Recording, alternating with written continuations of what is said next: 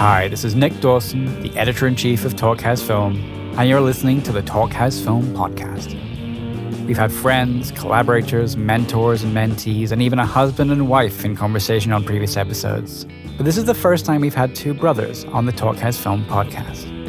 The Schwartzmans and the Coppolas have music and movies in their blood, so it makes sense that Robert Schwartzman's first film, Dreamland, which is now in theaters and on VOD, is about a musician.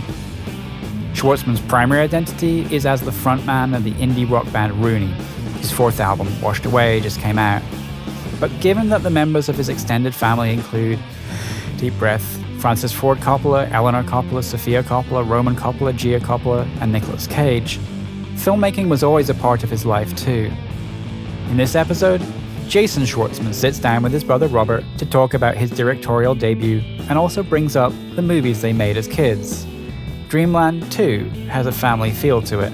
Jason has a cameo in the film, providing comic relief, and the actress Talia Shire, Robert and Jason's mother, is great as a mother of the movie's protagonist, Monty, played by Johnny Simmons.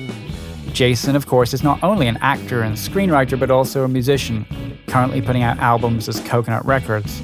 And as a result, the conversation nicely bridges the two creative worlds that the brothers occupy. So there's a discussion of how to direct actors with contrasting styles, followed by a seriously geeky discussion of MIDI files and player pianos, in which Jason's enthusiasm for the subject is charmingly infectious. Other highlights of the conversation include a story about how Gene Wilder found his way into playing Willy Wonka, crazy real-life experiences with agents and A&R guys, Robert's aptitude with money, at least in comparison to Jason, and more.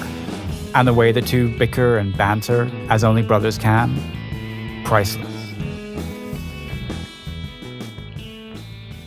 I'm Jason Schwartzman. I'm sitting across from... My name's Robert Schwartzman, and sitting across from... My name's Jason Schwartzman. We're brothers. From Los Angeles. And yeah, we're honored to be on the show and to talk about making movies and making anything. Yeah.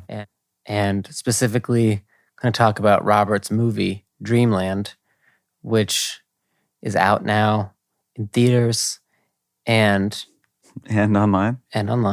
VOD. Yes. But it's out in theaters, which is cool right now. Yeah. And it and he wrote it, co-wrote it, directed it, produced it, and did the music. I figure it's better if I say it that way. It doesn't sound like a jerk. It's exciting to be here together because we're talking about the latest thing that we got to work on. Yeah. So Robert is a singer in a band, Rooney, and who also just put out a new album, Washed Away. But it's also playing in movie theaters. But and he's also put out other records under various names. But I remember we were driving a car, and you said, "I'm going to make a movie." And I said, "Really?" Because I knew you had written a script, but you said, "I'm going to make a movie." Is that when you first? That's when you first knew about it? Well, no. You showed me a script that you'd written, right? And you were talking about making it. Yeah. But those are my glasses. They're prescription glasses. But he said, but anyway, it had been a while. You had talked about it off and on as something that you were trying to make happen. But then, you didn't talk about it for a while. And then I remember one day we were in your car, and I think we were talking about maybe making plans in the near future. And you said, "Why can't I start the movie soon?" And I said, "What?"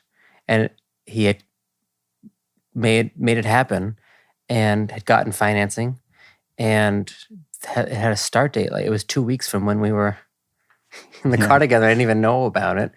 And I just want to know, so when did the idea of making a movie become something that was exciting to you? Or I know it's exciting. A lot of people would like to make a movie, but when did it become something that you were going to set your goals towards making happen? Well, I feel like I've been wanting to make a movie for a long time. I just feel like I didn't really have time to focus on what all the pieces, how to sort of think up how to do it, because I feel like I was so much wrapped up in Rooney stuff, right? Mm-hmm. I mean, it goes back to like way when we were kids wanting to make movies. We made movies as kids. Did you write Dreamland when you were a little Yeah, kid? yeah. But we wanted to make. I mean, we dreamed of making movies as kids, and then we went into music, right? Mm-hmm. That's our history. Mm-hmm. And then because Jason had a band, and what you were super devoted to music, right? You still are. Yeah. And then what? It's like that you keep saying right. Sorry. Well, like well, right? it's true. Right? But I think that like you know the answer. I feel like this is a long time, laying some kind of foundation for how to do something like this. It just takes time to figure out how you're going to do something. To me, the fun of it is how to figure out how to do it. But wait, let me stop you. Yeah. But you. So I took a break from Rooney, right? Yeah. Well, let me just ask. Yeah, so yeah. you were making music. You're writing music. Yeah. At what point do you say to yourself, I have an idea for something that I think could be a movie? Yeah. How did that happen? Well, I worked on a script years ago that I got to write with a friend, but it didn't go anywhere. We didn't do anything with it. But we got into it and dreamed it up in a way where you start to really think about how to do something. But that just sort of gets the ball rolling. Mm-hmm. And then...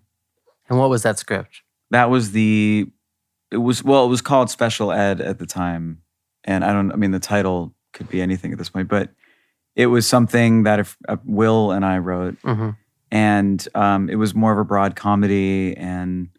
But we had like a table, we had a reading, and we really wanted to do something with it. But at that time, I didn't think I was really prepared to throw myself into it. And it wasn't the kind of project that I felt like I could kind of get going as far as trying to piece something together in a more independently financed way. Because as you know, like a certain concept might need so much more that it might be harder to get it going on your own. And I think with Dreamland, the idea with going in was like, maybe this is a story that we could pull off on a smaller scale, smaller budget, faster shoot, locations we could get access to. Mm-hmm.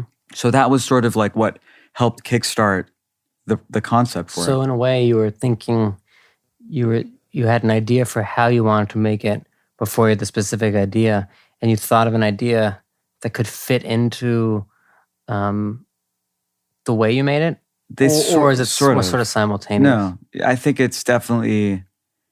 I feel like that's definitely part of it. I think though it wasn't working backwards too much though, where Right. it was like, let's make a movie for X amount of money. I wonder what that movie can be. Right. What if it's a guy who It just seemed to fit in the... Yeah. Right. Because what's interesting is like, because it's my first time making a feature, Mm-hmm. I was trying to, I sort of figured it out as I went, Mm-hmm. right? And you gain a little piece of information from a new source, and then you keep applying it to the process. Mm-hmm. Because you'll meet one financier and that meeting might not go so well, or it might go great, but like you walk away from it and you're like, okay, like I wonder if this is the correct path for this project. Mm-hmm. You just take away little pieces of like information and you keep applying it to the long-term plan for something. Right. That was how I went into it, because there were times where we would stumble and I wouldn't really know which direction it was going to go in. Right? Right. Sorry. So, Just say it wrong. So not right. So when you started from basically, let's say you first had this idea, the inkling of the character and stuff, to starting shooting. Yeah. How long was that period? So that was about 3 years. Right. So basically, So it's like 21 in dog years. Exactly. That's a lot. No, I mean, it's like it was part of a lot of the time went into finding the right people to champion the movie, to help put it on the right course. because But after all that time, didn't you realize that the champion was you inside? yeah, well, I didn't even know what I was going to contribute to this movie too. Like I there were different things. Like there was just like there were times where I was not quite sure what I was going to bring to the project personally, like what I could contribute to it. But you knew you were going to direct? No. Oh, you didn't think you were going to direct it? Not always. I mean, there was a time where I was like, oh, maybe it'd be fun to play this character. You were going to play him? Yeah. Wow. That'd been good too. And then it was like, what would it be like to find a director for this movie? What is that process like? And then we went to the drawing board and we got to see what that was like. But that felt like it was going to be the wrong way to go because it's not easy to find a director who's going to walk into a project where a lot of the pieces are already kind of there because they want to help shape their own story creatively. Sure. No one wants to walk in and be told like, here's your actor and like, this is the script and like, this is where we're going to shoot it. Right? Sorry, I'll stop saying right. I'll just keep saying I just want you to nod. Okay. But basically no, but I didn't know exactly because it's my first go at it. I think a lot of this process is like is discovering what you want out of something. Right. You know? I think that I think that you're very lucky. I mean, there's a lot of people that it's hard to get a movie made, and it's I think there are certain businesses and certain things where it's really is a catch-22 situation, and movies is kind of one of them where they say, well, we'd like you to make this thing. We'd like you to make them. Yeah, yes, you can make them, but we got to see another movie. What have you done? What's your experience? Well, I don't have any. The only way I can get it is so you have to. But it really is a thing where which came up. I mean, that came up a lot during this process. I mean, you meet people who don't connect with it. Yeah. Like we sent the script out to people and they passed on it. They didn't get it. The producers didn't want to be a part of it, or like but for me, all I really wanted was feedback because I just wanted to know why people might not connect with something too. Because it goes back to wanting to learn through the experience of it. Yeah. But like it wasn't just like a breeze as far as like, we want to make this movie. Great, here it is. Right. Like it's good to at least paint the picture of it wasn't until we started to figure out how to lower the budget and make it for a lot less money that we could do it. Let me say one thing is that it was a relatively small budget compared to movies, and it was a lot of stuff to do in a small amount of time.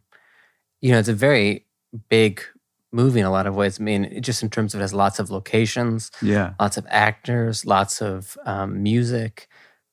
Typically, I feel like some of the smaller budget movies, or the term micro budget, I guess sometimes gets used, but a lot of those are just, location dependent. They take place in one place and stuff, or a few places. But this is like more like it doesn't think in those terms, which is really, I think what's really when you watch the movie, that was something I was really struck by, was knowing the budget and knowing the short amount of time that you had, just thinking that you certainly got a lot done.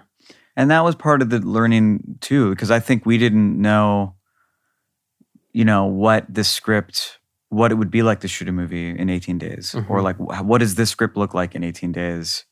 We didn't, but I think that was part of the fun of this whole process, was not going into it. It's the more you learn, the less you know, saying. Like, I just don't think that, I don't ever want to approach something from like, I know the answers to this. Like, I want to be open-minded every step of the way. And I think maybe it's good to have that philosophy, especially if you don't know the answers. Well, and I think that like I didn't know 18 days wasn't a lot of time. I didn't. And I didn't even think about it while we were shooting the movie. I just felt like, how are we going to tell this story, and where are we going to shoot it, and who's going to, and I think that it's really just wanting to, whatever it's going to take to make something happen, we're just going to do it. Right.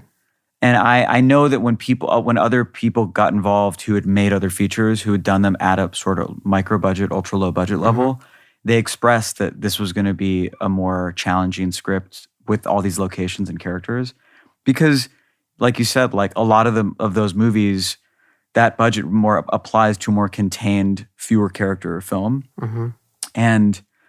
But my goal all along, I was like, well, can we still do this? I mean, why don't we just try? Why don't we just do it? You know what I mean? Yeah. And that was so fun. I feel like at the end of the day, I can't imagine. I mean, even if we had a couple more days, I just feel happy that we were able to make this movie at the end of the day. And that was really the drive for me in the beginning was just like, let's go make this movie. Did you find that the actors had different ways they like to work, and was that managing the different creative styles? Yeah. My feeling was I just want everyone to feel heard, and I want to try it different. I want them to feel like we're giving this idea a chance instead of just kiboshing something and saying, no, that's not really what we thought for this character. I'd rather everyone feel that we're gonna give it a try. So we shot certain scenes multiple ways to give each actor a chance. So you mean you try? So did you let the actors do it in two different ways? Yeah. So going back to that, so Johnny would do it in a way. Who won? Who was right? Well, you don't have to tell me. You can tell me off air. Well, it was kind of everything. Because which actor was better? Well, no one was right, no one was wrong. I think that like everything happens for a reason. So one way of doing it sparked a new idea of a reaction in another. And at the end of the day, we got something that we used that we were able to cut. Well, I will say that I think from acting myself that for the most part, I've worked with directors that I trusted and felt that I would experiment or try different things. And I think that's really a great way to work, because you can really only do it if you trust the person, because there are situations I know where actors will say, well, can I just try this one way and then we'll do, and then they don't trust the person. They're not receptive or something? The director's really just letting them do it just to have a moment to do it, but it's not really going to be a great example. There's a really good, but see, I don't feel that I've always had great experiences. So until I have one where I feel like I've been joshed around, for the most part, I just feel like I know the people. Like I try as much as possible to get to know the director. And just to quickly say one thing to your point specifically is I think the actors felt they could probably do that because they noticed you were attentive to them. I think if you hadn't established that feeling that you were like, that you would hear them out and stuff, I think it would have been an extra feeling of fear or anxiety for them. Like, oh gosh, what are we doing? And this, I see it, like they probably would have gone off by themselves and had those conversations, and it wouldn't have gone anywhere. So I think that the fact that you said, I'm here for you, that's really what an actor, I think, wants to hear, is that that you're there. But can I tell you a quick story? There was in Gene Wilder's book, he has a story where he says that when and the whole point of the story, by the way, is how it relates to this, which I forgot. I forgot that one part of the story. So, but I'll tell you everything up to this one part, which is that he said that when he was offered the part of Willy Wonka, he had this idea of how he had one specific idea that he wanted to put in the movie, or else he would not do the movie. And so he met with the director, Mel Stewart, and Mel Stewart said, he said, Gene, I hear that you only do the movie if there's this one thing you want to do. Well, of course, whatever you want to do, I'll let you do, but what is it? And he says, when Willy Wonka first comes out of the chocolate factory, do you know this story? Isn't this great? Will you help me remember the part at the end if I don't have it right? But he says, I'll do the movie under this one condition. When Willy Wonka comes out of the chocolate factory, he should be limping with a cane. And then he should be walking. And at a certain point, his cane should get stuck between the two cobblestones.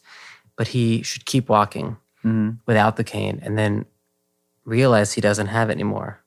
Then do a somersault and stick it when he stands up. And then from that point on, never use the cane again or limp. Mm. And Mel Stewart said, wow, I mean, yeah, it's a great idea.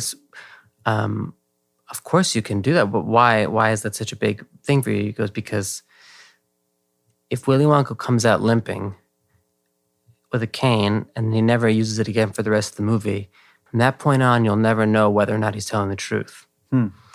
And so the story then goes that when they were shooting it on the day, he did it. But then at the end of the shooting, at the end of doing a bunch of them, Mel Stewart said, can we do one without the cane? Just so we have it. And he conceded to do that. He said, oh, okay, we'll do it without the cane.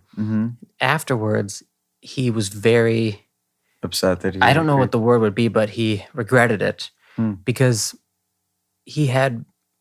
When did they shoot that scene in the whole... Was that at the end of the shoot? I don't know. But from what I took from the story is that he basically had hinged a lot of the character on that moment. And then so by if they didn't do the cane thing, in his mind it didn't make sense the way he was doing the character. So he said it from that point on. I never, if I really had a strong idea, like I wouldn't allow I'll just do one because you can't ever tell. And then tell me about can I sidestep to a whole different thing? Yeah. How much did the music factor into the movie? Yeah. Well, because the character in Dreamland is a musician, I knew that we were going to have him playing piano on screen. So going into the movie, we had to figure out what type of music we'd be hearing him play on screen. So I met with Elmo, our piano teacher. Elmo Peeler. Robert, nice piano teacher. And he's a great guy. He's great.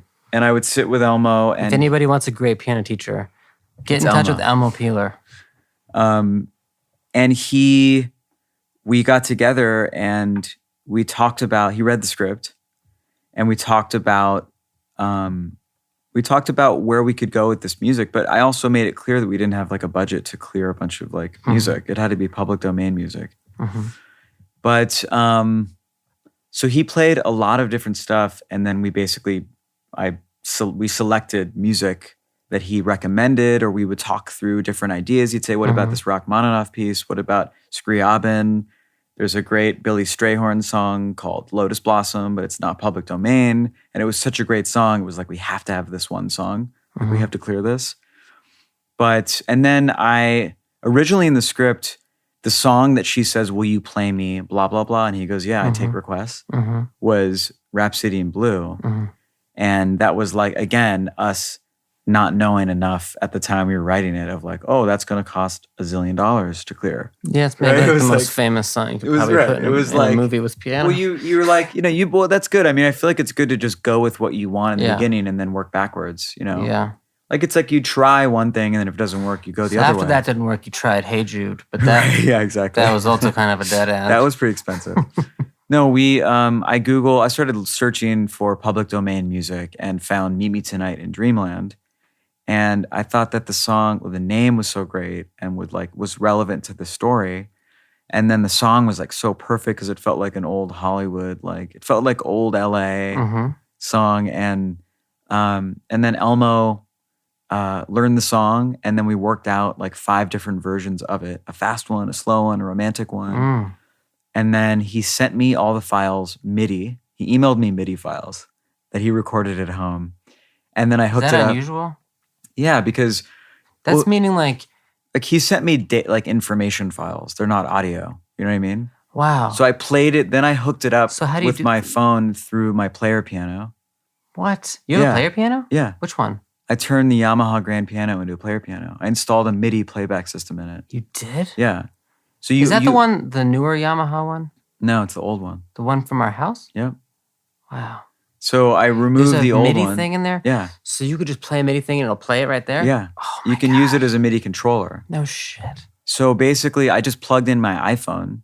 I downloaded this app, downloaded all Elmo's data, the MIDI files, plugged my phone into it, We moved. We had a piano mover come and move the piano to a bar down the street. How does your phone plug into Through the little what's the like interface? USB, the micro USB like input. So what I did was Elmo sent me the files and we moved the piano down to the bar. And then Johnny followed his hands over the player piano key movements. No way. And then every now and then we got lucky because it looked convincing that he had played that one part. But he watched it a few times and then would learn it. That's really cool. You know Dan Deacon? Yeah. He has a song called Build Voice.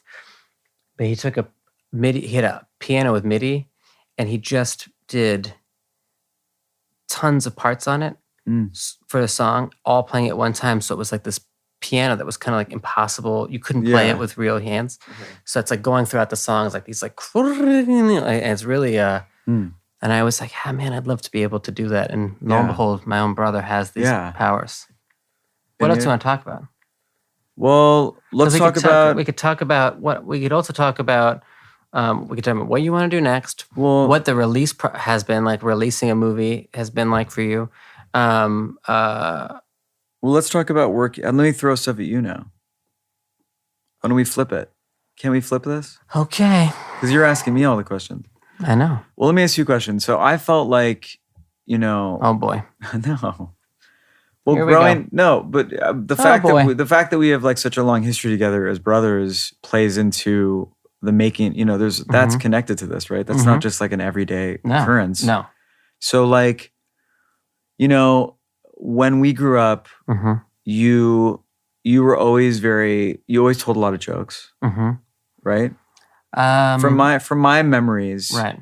You definitely were very comfortable to like to share your ideas and jokes and make people laugh and entertain and have a great time with people, right? Around the table. Well, I like that. That's the memory of it. But around the table, I'm not gonna spoil the memory. I mean, they weren't very funny. I thought it was fun. Well, there you go. Let's just leave it at that. Keep going. I just remember I know being around you that you make people laugh and I think and because you make people laugh, it probably must be a great feeling to bring joy and humor to people. I think that's such a great feeling, right? Well, I think that everybody makes people laugh, so I think everyone would say yes, right? Well, maybe. I'm not gonna say. But I think that like working on this, when I gave you the script, you're like, do you really want me to do this role? Do you really think I could do this kind of guy? Like, I don't know if like, I'm not really like this kind of guy. I don't really know like what it means to be like, I don't know, like liquidity and all these like, what you might want this guy to say, I might not be someone to like pull this out. And then I said to you, well, I think that's actually good for this role because this kind of guy doesn't really know what he's talking about. Yeah, that was that was fun. Yeah. So like for you, well, just can I say one play thing? A role, yeah. I play a banker, and I'm not as good with the money and stuff as Robert is in real life. Like Robert really knows a lot about taxes, leases, like how long, is it a 30-year fixed? Like these terms that I know them, but they're not like, Robert really understands them. And so we started talking about, I was like, because I was going through the dialogue things, what does this mean? Like when I'm asking him, like, what is it? He's like, that's like this. That's when you ask for money. And then we'd like pause it and I'd be like, wait, so they can like take the money. Like it became like kind of a real lesson for me just in terms of my own finances. But there's always like a fine line with something like a character who is like that because you just like, don't want to make fun of him because then it's just like one dimension. So I have to, but also he's kind of ridiculous. And that's also part of why it's why he's in the movie. And you said, no, he's supposed to be like comedic relief.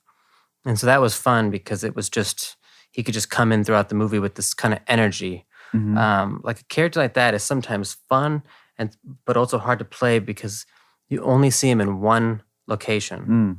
So you don't know anything about his life. So it's fun to do that because he just is there with whatever energy you want him to have. When Johnny's with you in those scenes, he's watching. You're dominating. You're the alpha in that room, and he's really just watching you. So there was a lot of like, how do we balance? We really like looked everywhere for a reaction of Johnny looking at you, Yeah. trying to get him to react to you. Yeah. Because we had so much of you. To me, I'll say one thing is like I felt great when I got in there because, and I'm not just saying this because we're on a show, and I'm not just saying this because you're my brother, but I felt safe immediately. I was like, I'm in good hands because you knew the character, and I think you'd been shooting the movie for so long, you sort of knew what was too much and not too much, and that was a good feeling because, certainly when people have been shooting a movie together, they're all locked into a work mode, and they're talking the same language, and just to come in at the end, it's a scary type of thing, and so it was nice because I could tell sort of from what I was getting from you guys just what you needed, and it's easier to fill in a space that's kind of predefined for me personally than to just, do you know what I mean? Like I don't like to just like, I like to have kind of the limitations, right? So that was really nice. I think that, but it was fun to work. Yeah, Robert was good with that stuff because sometimes he'd be like, "That's too much. That's ridiculous." We have so much good stuff. Like, I wish we could have a whole. We'll make a reel because it's so good. Yeah. But I think that you could just send it to me. Well, going back to like going back to growing up together, like I love that side. I love getting to see you play around in that way. Like, it was so satisfying to watch you let loose and really embrace this, like how big and colorful and crazy this guy was. Because there was just so much good stuff. It was like, it's so fun to watch this character. And like, really, I've watched this movie with every audience pretty much that we've shown it at. And it's so cool when you get a reaction from an audience consistently, whether you're in China or America, or anywhere. It's like, it's such a great feeling to know that we shaped something a certain way and it's getting a reaction. That's fascinating. But that scene is like, it's so, when you pull the Kind bar out of the FedEx, it's like so many things. That's a real thing that happened. it's a real thing. Yeah. You were in a meeting. Well, actually what happened was that, no, it's two things. One is that I was in a movie years ago and I play an agent in it. And for my audition, I brought a power bar in a FedEx package and I opened it and I took it out. And that's because someone I knew, I forget who, said that they were in a meeting once with an agent and they got a FedEx package and they opened it and it was a power bar. Like someone had FedExed them a protein bar. So crazy. And like a specific one that the guy liked, which to me speaks volumes. Yeah. And also speaks protein. But so I always thought that was funny. So in this audition for that movie years ago, I did that in the audition. Yeah. It wasn't in the movie because the director was like, it seems unbelievable. Yeah. And I was like, it actually happened. But anyway, so then when it was time to do this one, I just thought, this is a good spot to do that. Right. So I'm glad that. Or you said, what if I sit on the desk if I put my legs up here and I have the meeting like this? There was a story you told me about like an A&R guy that did that. Yeah. Like how... Yeah, we had a meeting with a guy and he was wearing pajamas, sitting cross-legged in a chair the whole meeting. And I was like, oh my gosh. But just like all these like collecting... pretty relaxed. But collecting these real moments of truth, because there are a lot... In Dreamland, there are... These are real moments of like... They seem exaggerated and so far out and like not rooted in reality, but they're plucked from real stories and moments. That's what's so interesting, because in reality, there are moments that don't feel real. And like they're really happening. Is this really happening right now? Yeah, I know. But so anyway, are you? Can we? I'm gonna ask one last question. Yeah. Because are you planning another movie? Yeah. Don't say what it is, but I won't say what it is. Well, I'd like to make another movie in the new year. Do you have an idea for something?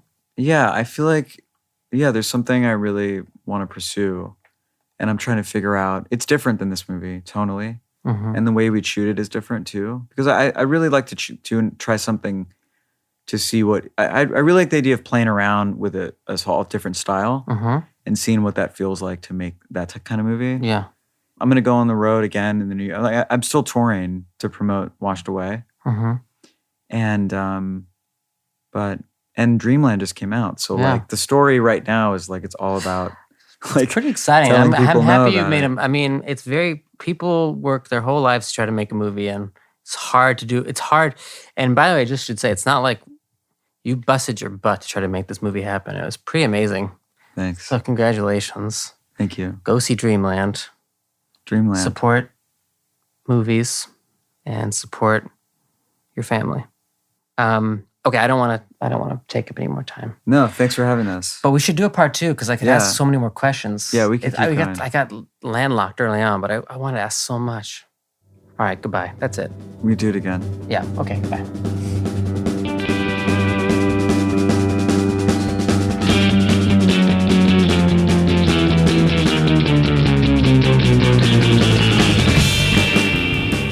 This is Nick Dawson from Talkhouse Film, and you've been listening to Jason Schwartzman and Robert Schwartzman on the Talkhouse Film podcast. This episode was engineered by Susan Vallet and edited by Mark Yoshizumi. The Talkhouse podcast producer is Elia Einhorn. For more filmmakers talking film and TV, visit thetalkhouse.com/film.